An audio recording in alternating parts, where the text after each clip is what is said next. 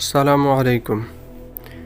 حضرت ابوبکر صدیق رضی اللہ تعالیٰ عنہ کے دور میں ایک شخص ملک شام سے سفر کرتا ہوا آیا اور آپ کی خدمت میں حاضر ہوا اور عرض کرنے لگا کہ آپ امیر بھی ہیں یعنی مالدار بھی، اور امیر بھی یعنی مسلمانوں کے سربراہ بھی۔ عرض کرنے لگا، حضور میرے اوپر قرضہ چڑھ گیا ہے، میری مدد کریں۔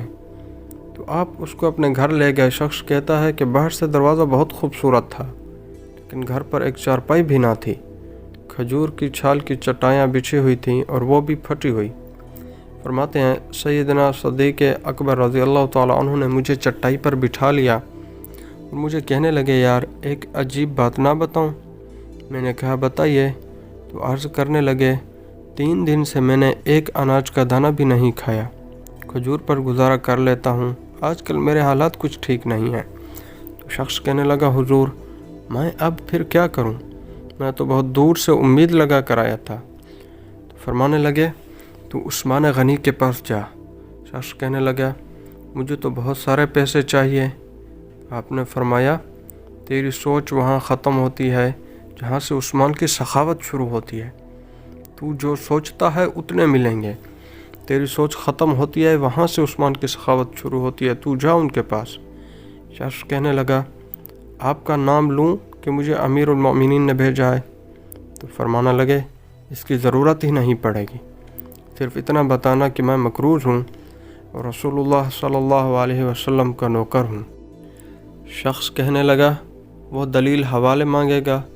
فرمایا، عثمان سخاوت کرتے وقت دلیل یا حوالے نہیں مانگتے۔ عثمان اللہ کی راہ میں دیتے ہوئے تفتیش نہیں کرتا، اور سخاوت کرتے وقت ٹٹولنا عثمان کی عادت نہیں۔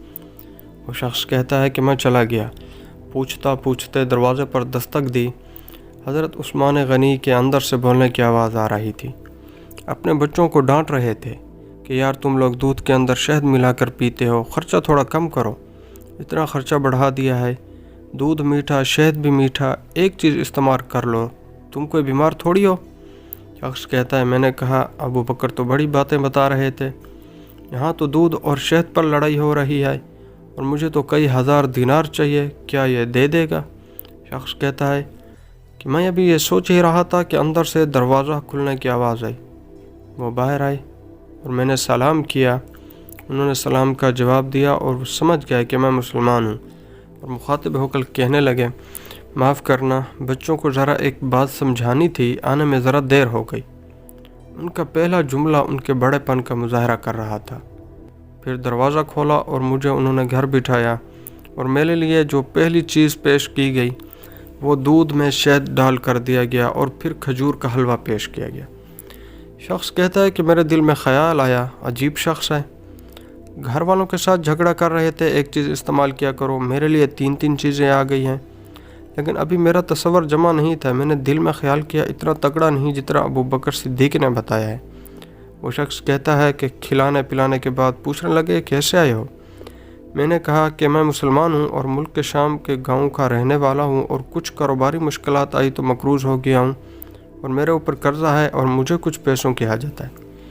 کہنے لگا، تو میں نے کچھ پیسے کہا تو انہوں نے ایک آواز دی تو ایک غلام اونٹ پر سامان لدا ہوا لے کر حاضر ہوا۔ شخص کہتا ہے کہ مجھے 3000 اشرفیہ چاہیے تھی۔ ابھی میں نے بتایا نہیں تھا کہ حضرت عثمان غنی رضی اللہ تعالیٰ عنہ کہنے لگے کہ اس اونٹ پر تیرے لیے، تیرے گھر والوں کے لیے میں نے کپڑے اور کھانے پینے کا سامان اور 6000 اشرفیہ رکھوا دیا ہے، اور تو پیدل آیا تھا، اب اونٹ لے کر جانا۔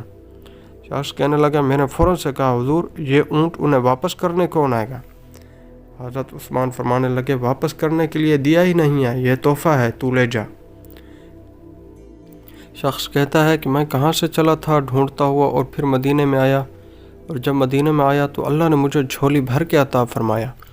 کہتا ہے میری آنکھوں میں آنسو آ گئے، اور میں نے کہا، حضور آپ نے تو مجھے میری ضرورت سے کہیں بڑھ کر نواز دیا ہے، معاف کیجیے گا، میں سوچ رہا تھا دودھ شہد پر تو گھر میں لڑائی ہو رہی ہے۔ تو حضرت عثمان غنی رضی اللہ تعالیٰ عنہ نے کہا کہ اللہ نے جو پیسے عثمان کو دیے ہیں وہ اس لیے نہیں دیے کہ عثمان کی اولادیں عیش مستی کرتی پھریں، میرے مالک نے مجھے نوازا ہے تاکہ میں محمد عربی صلی اللہ علیہ وسلم کے نوکروں کی نوکری کروں۔ شخص کہتا ہے کہ میں دروازے تک گیا تو میں نے کہا، شکریہ۔ کہتا ہے، ابھی میں نے بتایا نہیں تھا کہ مجھے ابو بکر صدیق نے بھیجا ہے؟ کہ آپ فرمانے لگے شکریہ ابو بکر کا ادا کرنا جس نے تجھے یہ راستہ دکھایا۔ شخص کہتا ہے کہ میں نے کہا حضور آپ کو تو میں نے بتایا ہی نہیں ہے کہ مجھے، تو آپ رضی اللہ تعالیٰ عنہ مسکرا کر فرمانے لگے چھوڑو آپ کا کام ہو گیا، اس تفصیلات میں مت پڑو۔ سبحان اللہ، یہ شانہ خدمت گاروں کی سرکار کا عالم کیا ہو۔